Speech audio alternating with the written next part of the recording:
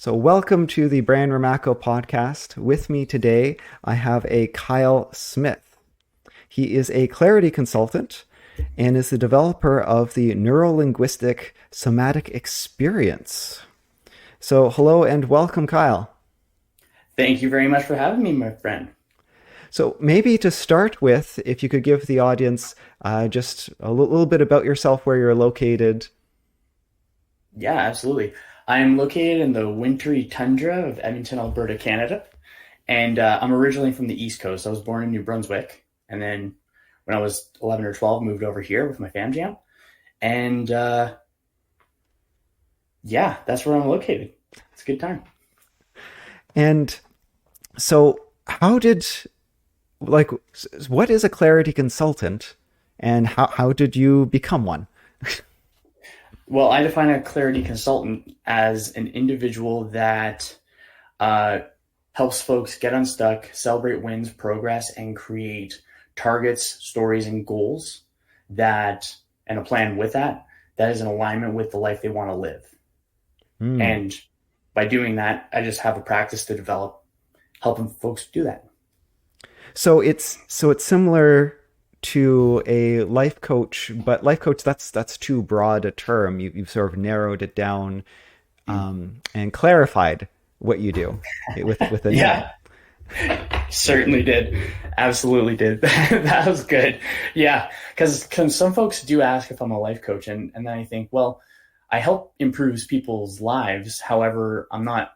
I don't. I think like you said, it's too broad, and I'm a sucker for alliterations, Mm. and I wanted to have something that was true to what I do, and decided on clarity consultant. A friend of mine inspired that one. Cool. Mhm. And what sort of led you to sort of going into this field? It started with trying to figure out solutions to my own problems. Mm. That's definitely how it would have started. And from from 2016, when I really made the decision that I wanted to change the character I was, because I was not in a good spot and didn't really like who I was, and I wanted to change that up. So then from there, started exploring other routes, modes of healing or development or evolution in order to be able to improve myself. And over time, things did work, things didn't work. I was able to learn from each of the practices and allow that to influence what I do now. And the practice I got, NLSE, is a combination of the two things that helped me the most, which is story work and breath work. Mm. Mm-hmm. And that mirrors actually a lot of the people I've interviewed, and even my own story is I went into this to figure out my own problems or to figure out my partner's problems, and you Mm-hmm. tried, experimented, and then through experimentation, seeing whatever everyone else was doing and all the ideas out there and the new research, you culminate and you actually find solutions. And in particular, I wonder about this. Neuro-linguistic somatic experience, NLSE. Mm-hmm. Like, what is involved with that? Because there are counseling and coaching, sort of mental health counseling that involves somatic experience. There are exercises that involve linguistic and language and Mm-hmm. self-image exercises. And but of course, this is something you've developed. You've coined your own acronym there. And Mm-hmm. what is it?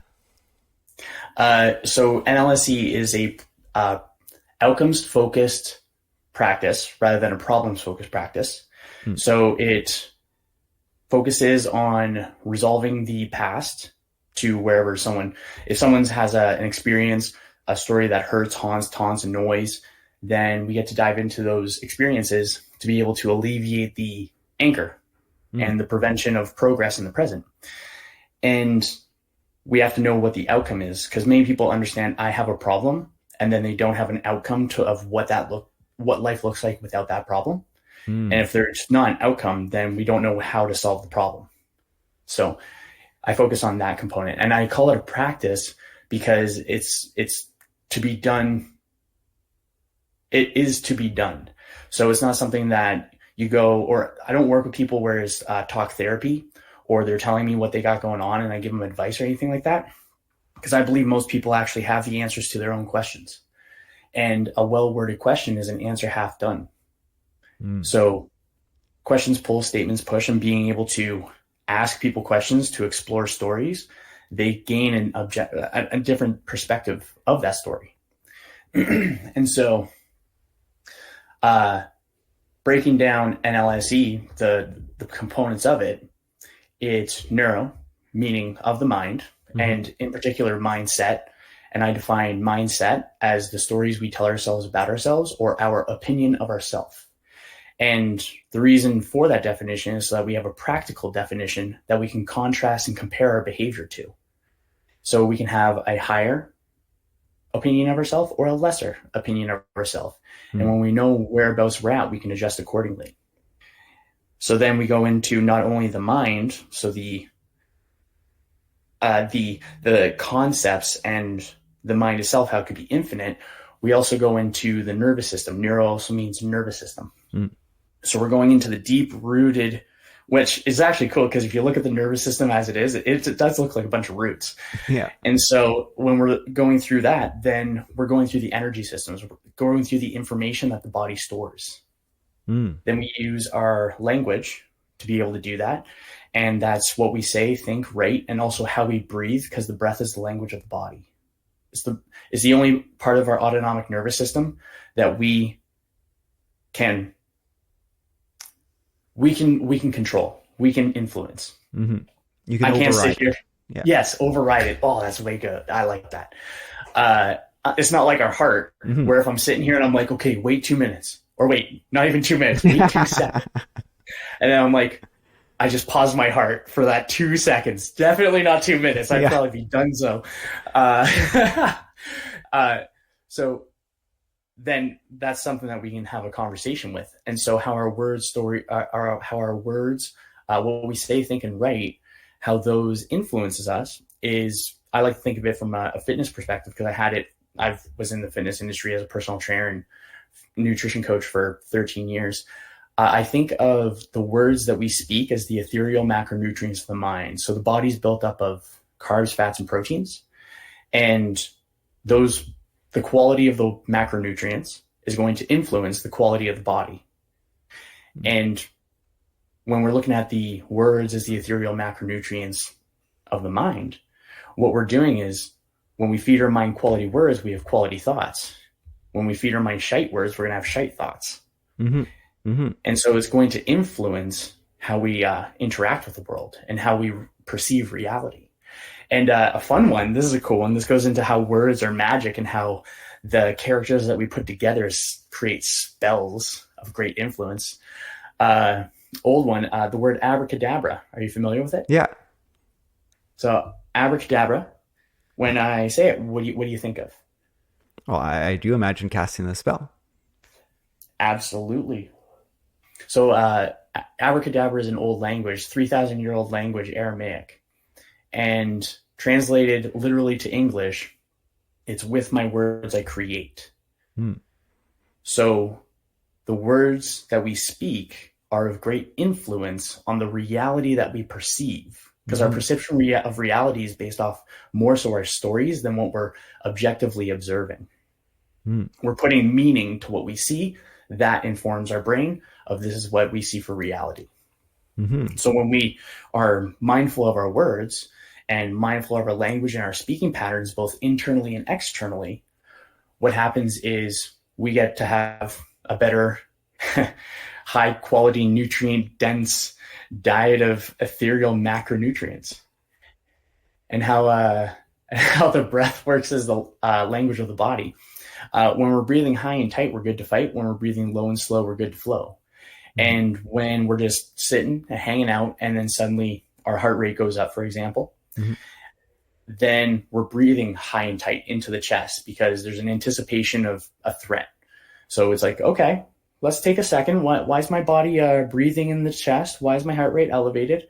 I'm looking around. I'm all good. Like, I'm hanging out with people that I care for. I'm in a solid setting. I'm having a good time. So then you breathe it in. let it out, and remind your body that it's all good. Mm-hmm. Remind your that you're in a safe spot. And Mm-hmm. so that way we can actually have a dialogue with our body. It's like, oh, why is it that I'm breathing high and tight? Rather than, oh my gosh, I'm breathing high and tight. I'm going to assume that I'm going to die, or there is a threat nearby and I'm going to hold it for the next 30 Mm-hmm. days. And so then we get a good vibe on it. And then we go into, oh, go ahead. Go ahead. So you've covered a heck of a lot, but of course this is a program you've developed, and this is built up on top of a lot of good ideas. I'm sure you've read about and put together and through experimentation. But I see, Mm-hmm. I'm coming from the medical field, Mm-hmm. so when I hear you say outcome focused, and that is Mm-hmm. also best practice, although rarely done, is when someone comes in and they said, "Oh, I hurt here, I hurt here, I hurt here." It's very easy for the practitioner to say, problem focused. Okay, you're hurt there, damage there, hurt there, damage there. When really the practitioner should be, okay, what does this stop you from doing? What's this? Mm-hmm. What are you trying to do that you can't achieve? And then we'll try to help you achieve that goal, particularly in chronic pain cases or as people get older. So it's outcome focused. I want to be Mm-hmm. able to run again. I want to be able to do sports again. I want to be able to walk for 30 minutes. And we just, Absolutely. yeah. So it's this outcome focused. It's a change in mindset. And when I hear you talk about sort of this, now I go straight away to the self image, Mm-hmm. this words about yourself and how you view yourself, because a lot of modern psychology is based on CBT, cognitive behavioral therapy, which Mm-hmm. is based on self image exercises from however many years ago. And But also, it's also based off of Stoicism too. yeah. Arthur Ellis integrated Stoicism into the philosophy, which makes sense. Mm-hmm. There was a great seminar I participated in part as part of my specialty program, and it was the first one, and it was words can harm and words can heal, Mm, and we find that yes. so many medical practitioners actually cause chronic pain syndromes. What, dude? Yeah, Man, we could have such a sick combo on this one. This is so cool that you shared. I love it. Thank you. well, you can imagine if Hmm. so. Let's take hip arthritis. A Hmm. lot of people think hip arthritis is painful. It's not Hmm. really painful.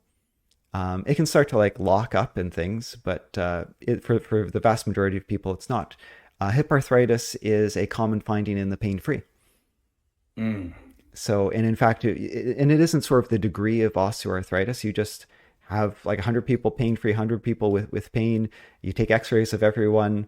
I think in the 70 age range, you'll have like 9% of the pain free group have osteoarthritis, maybe 12% in the painful group.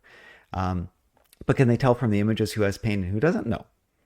Mm. And I remember the author of this paper because the conclusion had a bit of attitude with it. We cannot tell a patient that their pain is from osteoarthritis.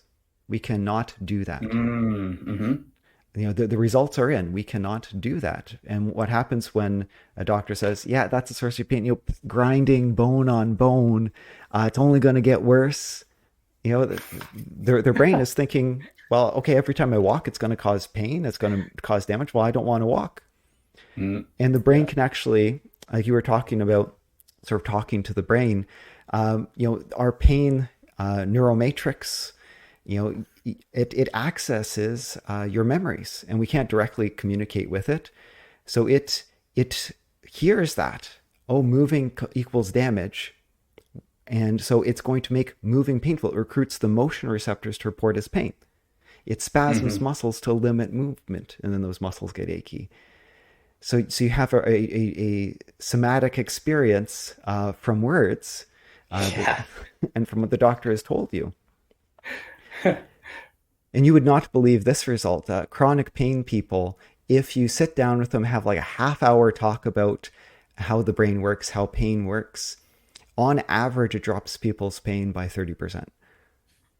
That's crazy. Something else, and I'd like your insight on this one because I was chatting with another doctor, and talking about what I'm practicing and stuff, and he recommended that an interesting, because I have a couple areas that I want to explore with this practice. So it's not limited to anything. I want to collaborate with individuals because I view this practice as like it is a practice, so it's data driven. There's a data component Mm-hmm. to it because I like to keep metrics so that there's undeniable proof of progress. Mm-hmm. That's my goal. And he recommended I reach out to uh, uh, not clinics, more like the community of fibromyalgia. Mm-hmm. Mm-hmm. And I was like, oh, that's interesting. Why do you think that? And he said that in a lot of cases, there's a struggle to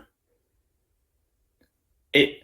In a lot of cases, there's a suggestion that it's the words that is going through someone's head that's influencing the fibromyalgia the most. Mm-hmm. There's not like a treatment, like I'm using Cody fingers, not a treatment for fibromyalgia.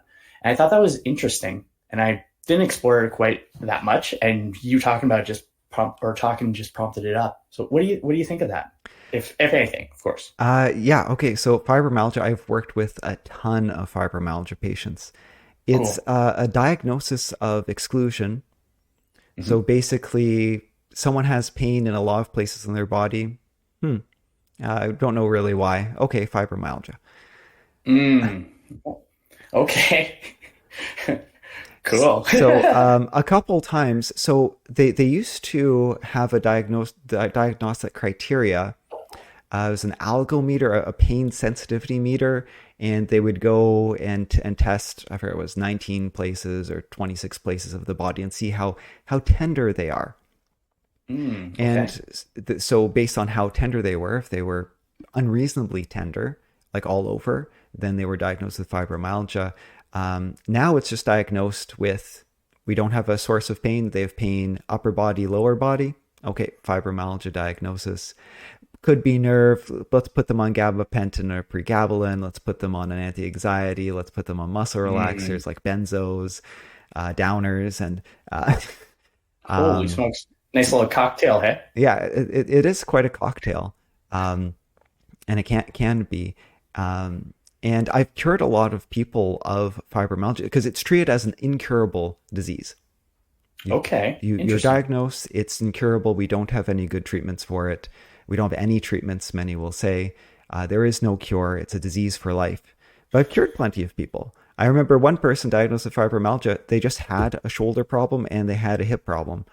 And because it was in two regions and they couldn't find the cause, they were diagnosed, and it turned out to just be like muscle pain, and they had like a bad muscle recruitment pattern in their hip, so they were walking in a way that when I was trying to mimic them, it hurt my own hip. So Hmm. so she was actually pain free. What, in 2 sessions? Like 80% Oh, better after nice. one, pain free after two. After being told you're going to be in pain for the rest of your life. But the fibromyalgia, I have Hmm. one case that will be important for you to hear is, so this particular individual, because one of the issues with fibromyalgia is the pain, or the brain is in this panic mode, the protection mode, strong correlation with adverse childhood events, basically childhood Oh traumas. my gosh. So this This this is my jam. Oh yeah. So this person was abused as a kid. Hmm. Fibromyalgia to the point of disability, can't work. Muscle spasms, muscle pain. Now I can loosen up the joints. I could work out the pain in the muscles, but ultimately the muscles will just spasm to protect him, to keep him from moving. And again, the brain can recruit muscles to report as pain in order to stop you from moving. And then the muscles, of course, get achy from being, tight and on nonstop. Hmm. So yeah, so he had sort of maintenance care, and I hate maintenance care. I like to cure things. So it's Mm. like, okay, you need counseling. So okay, he's already on counseling, but okay, if it's not working with that one, go to the next one. It Hmm. took the sixth counselor before that he had a breakthrough, and then within about 2 weeks, he had a job and was working and was pain free. Damn. Yeah, That's awesome. That's awesome. That's cool. Okay, this is interesting. Thank you for sharing this. It's cool. And it's actually what worked for him is similar to what you do. Is it now again what works for someone? Sometimes Hmm. people have to experiment, Yes. but this in particular was oh, I forget the acronym for this one. It was a biofeedback type where he would see the wavelengths of the brain, the alpha, gamma, beta, the wavelengths, and he was asked to like think about different parts of the body. Okay, now you have too many alphas, so think about lowering those. So and then going through thinking about different parts of the body and actually trying to change how the brain while seeing what the brain's doing on a screen. That would be so sharp. Hmm. So gain that type of feedback. But I've had people get success with like eye movement desensitization, and as I mentioned, cognitive behavioral therapy is very similar to what you do, which is sort of the standard. But lots of counselors branch off standard CBT, and sort of CBT is uh, it's so standard that everyone does it a little bit differently. Yeah, fair. Fair. Yeah. Yeah, that's legit. And I think that's really cool. That's sharp. And I think you got my brain like going in a couple of thoughts on this one. It's so sharp.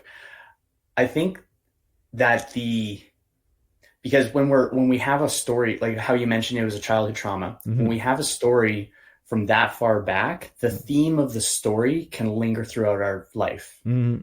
And so because the way I describe this practice is that we actively participate in the processing of unmetabolized emotions that are lingering in the body. Mm-hmm.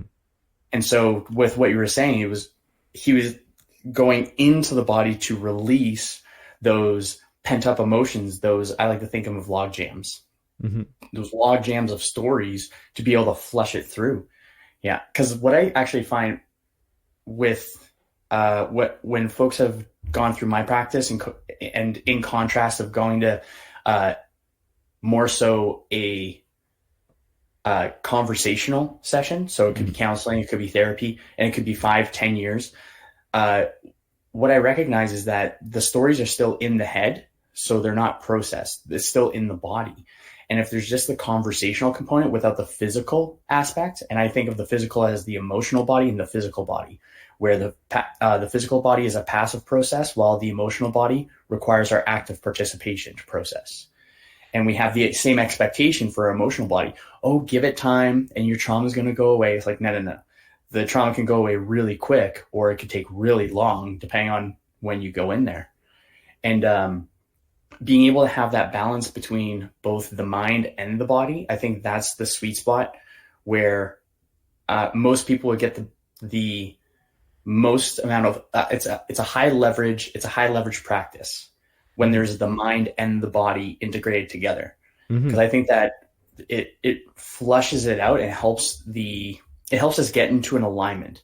It helps us actually see things as they are and be like, whoa, okay, I can actually like breathe. I'm not carrying a weight. I don't hold this pain in this part of my body. And it's crazy. Yeah, we can. It's Isn't that crazy. crazy? How like our subconscious mind is always listening, and we can say things like there are Mhm. sort of talking exercise where you talk to yourself, but it is like a separate entity that does its sort of own thing, and it influences us so strongly. And a lot of people don't take the time to basically, I guess, talk to themselves Yeah. or communicate with their physical body, not just the mental body, but well, the physical body is controlled by the nervous system. But there is a communication there that a lot of people don't or haven't thought about addressing. Totally. I think that's actually something that has popped up more so after the Industrial Revolution, where we went less from the physical and more into the conceptual. Mm, So, although our words and stories they do influence how we feel or influence pain, of course, or it actually influences joy. We can influence each of them. I think when we went to over time, we went more so towards the the mind and trying to understand the mind. And it's going to sound really silly because I love all the information that's out there for neurology and neurobiology and psychology. We dove so far into the mind that we've neglected the actually no, we've dove in so far into the mind in one area and we dove so far into the body in the other area. There's not too many things that are in between where we have the physical and the mental. And I think that sweet spot where it's kind of like this is going to be a good one. Well, it could be a good one. If you look at the map, like a flat map, and you look at it from east to west, you can see from just a cultural standpoint where it goes more from the spiritual and the fulfillment of the person, self-actualization or creating the character that you want to be. It's moved, you go from there where it's an internal drive. And as we move further west, it's an external drive. So we don't have a practice of an honor system unless someone creates their own honor system. It's not ingrained in what we do as a culture in the Western side of things. And we're focused on the things that we have, the things that we can accumulate and other people's expectations and their perceptions of us. We're not thinking of the inside part. And I think when we have that inside part, that's where we get the physical body and the emotional body like dialed in, and then both of them having a cool conversation with the mind itself. I find it fascinating, all of the sort of great ideas from 2000 years ago, Chinese medicine that, people are rediscovering. There's so many people with chronic back pain after, an injury, and they throw their back out. And, what, like really good, thorough rehab, which actually gets people out of the chronic pain cycle looks like? It looks like Tai Chi. Slow, calm breathing, slow, calm movements, feeling the body, getting those shoulders, arms above shoulder height. So many elderly in the West lose the ability to use their arms above their head. But what's Tai Chi do? Slow, calm, moving above shoulder, back down, twisting the torso. And it's keeping the communication with the body active. And they find that for those chronic pain patients, what's lacking is the fine motor control for the low back. The muscles have atrophied, and the amount of brain power, the brain volume that's devoted to moving the back has shrunk by a good amount, because the brain is just it's using that brain for something else. It's not even thinking of the body anymore. And so you have to relearn the body to get out of pain, so you're actually able to control it and open communication with it again. And Tai Chi is one of the best ways, or those types of exercises, one of the best ways. That's crazy. Yeah, that's beautiful, man.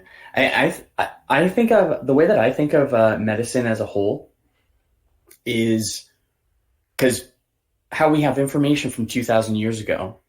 And I think nowadays we're able to I like the saying of magic is science we don't understand yet. And so nowadays we actually get to test the magic and we get to turn it into quantifiable data so that it turns into science. And I think that the crisscross is the sweet spot. I think that when people are really strict to an adherence, then it's wanting to stay within I think it's more important if they want to stay within the structure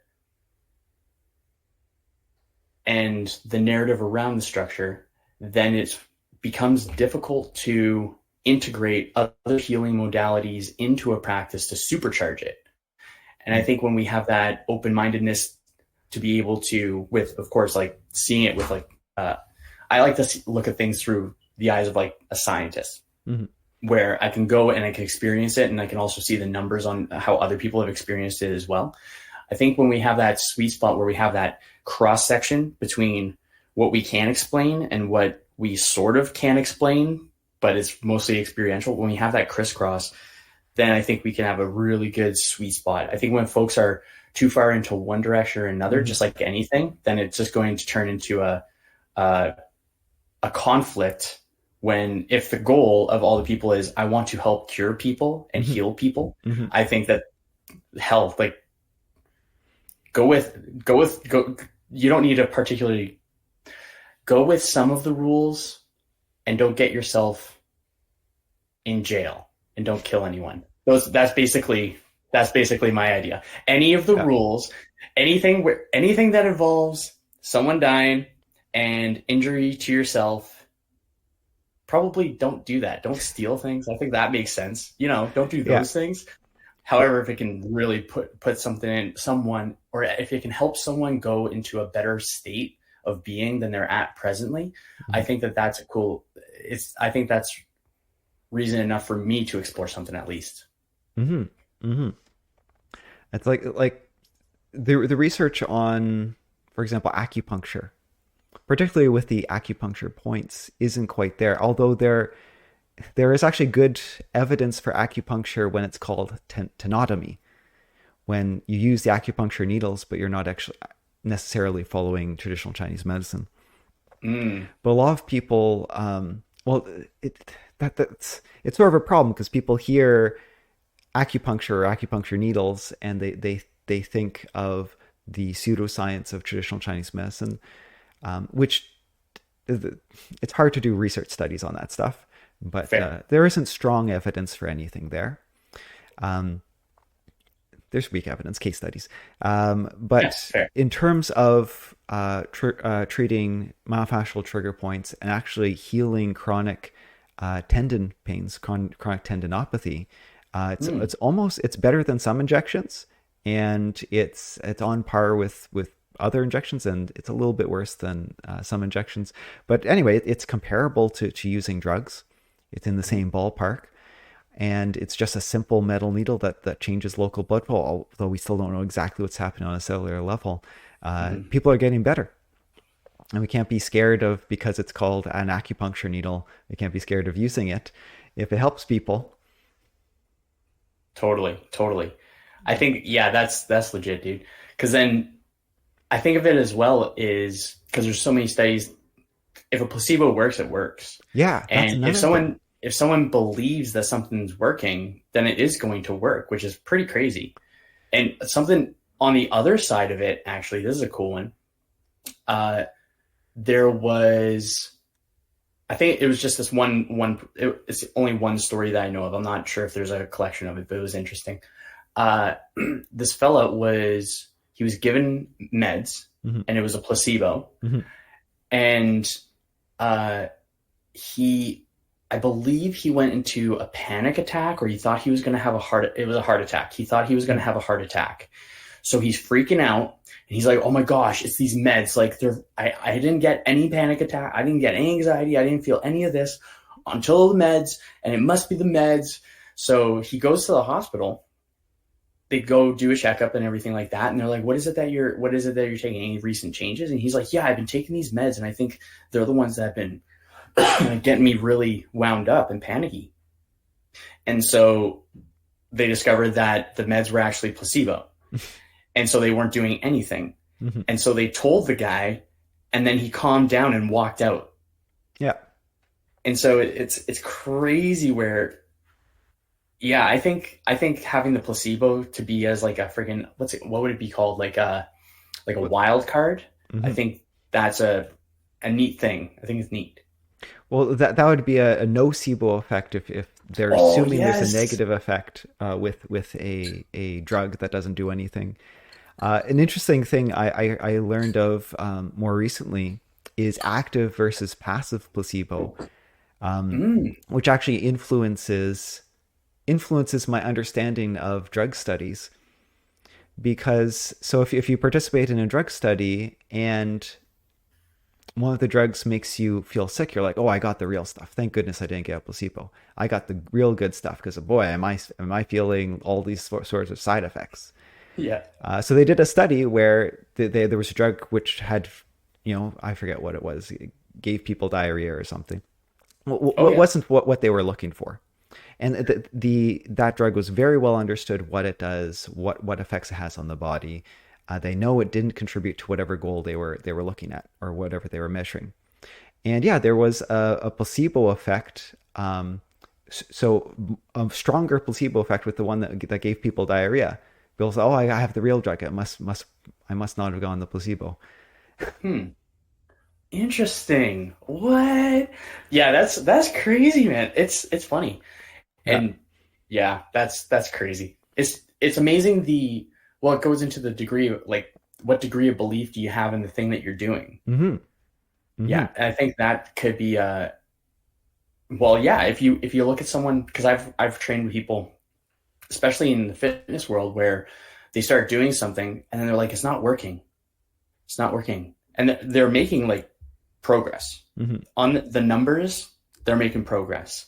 However, they still were like, no, I'm not making progress. I'm not making progress. It's like, no, no, no, you're making the progress. You have the data. And then, and other people have made progress with it too. So what's hindering between you being able to do it and them? And I belief in it definitely would contribute to it. So we're getting to the end of the session here. Maybe I'll have like, how can people get in contact with you if they're interested in these services? Sure. I have a website, clarityconsultant.ca. Okay. That's a pretty cool place to go check out me and what I do and who I've helped. And then my socials are dapperdudekyle, DAPPERDUDEKYLE. And if you want to shoot me a DM or a message, go with Instagram because that's the fastest response rate. Awesome.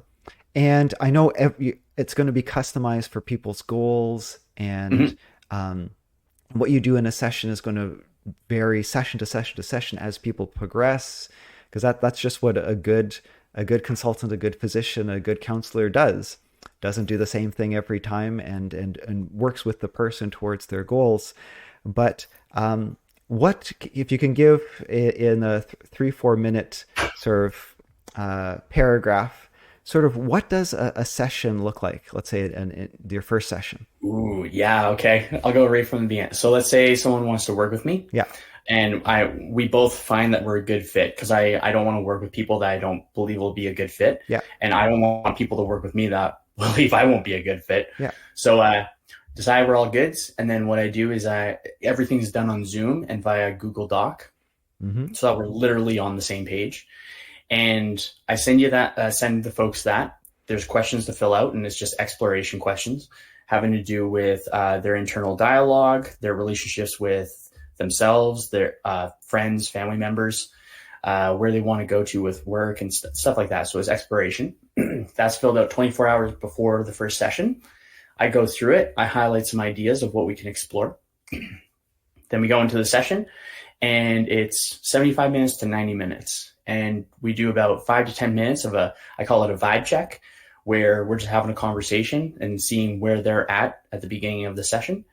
And after that, we go into a breath sesh. So 10 to 15 minutes of focused breathing and getting in tune with the body. And this is to down regulate if someone is wound up. And it's also to up regulate if someone's feeling low. So I want to try getting folks to if it's a scale of 1 to 10, I'm aiming for a 4, 5, 6. That way, when we go into the work, then it's going to be simpler. Mm-hmm. So then after that one, and I'll actually say this, 100% of people have loved the breath work, even if 100% of people didn't want to go into their stories, which I'm totally cool with. Mm-hmm. So then go from the breath, then we go into the stories. And during the breath sesh, some things might come to the participant, and I don't call people my clients. I call them participants because I'm more of a guide. I may be facilitating and maybe the guide of the set and the setting and the experience. However, it's the person that's figuring the stuff out. Mm-hmm. And and I always like to ask, if you want, I have an idea. Is it okay if I share? Are you open to that? Because I want to make sure that people are receptive. Mm-hmm. So after the breath work, I'll ask, is there anything that's either on or off the document that you want to work on? So even if they asked or filled out all the questions, I still ask them that question to see if there's something specifically that they want to go into rather than what I think they want to go into. Mm-hmm. And then from there, we just simply go into stories. I'll introduce some language games like the should detox, where we can learn how to translate our words from harmful to helpful. Mm-hmm. Mm-hmm. I'll introduce soft talk versus solid talk. What's the difference between the two? And that I can actually riff off at any point if you want me to. And then we'll go into the heavy stuff where it's more so the language games are light, and then we can go into the heavy stuff, and that's where we do introduce the 4-step practice or 4-stepping. Mm-hmm. And that's where we take a story that hurts, haunts, taunts, annoys if someone wants to get unstuck. If someone wants to celebrate the progress and the wins, we find a story of what they've done in the last 24 hours, 48 hours, last week, last month, last year of their life, and find the things to celebrate the wins. Because what happens is it's easier for us to keep the meaning of the ouchie stories and lose the meaning of the wins. Mm-hmm. And so when we can offset that, where we actually are celebrating more wins more often than we're diving into our sorrows and sadness and getting stuck in the suck, we're changing that. And so the 4-stepping does that. And it's the same practice, two different effects for both types of stories. It's pretty cool. I don't know that part. I don't know why. I don't know why it's that way. It's still an anomaly to me. However, it just works. And I'm like, okay, that's cool. And from there, we just find meaning of the story, and then we move on to the next story, and then we move on to the next story. Okay. That was very succinct and sounds great. So thank you for being on the podcast today. Dude, I appreciate you having me on. It was a pleasure being here.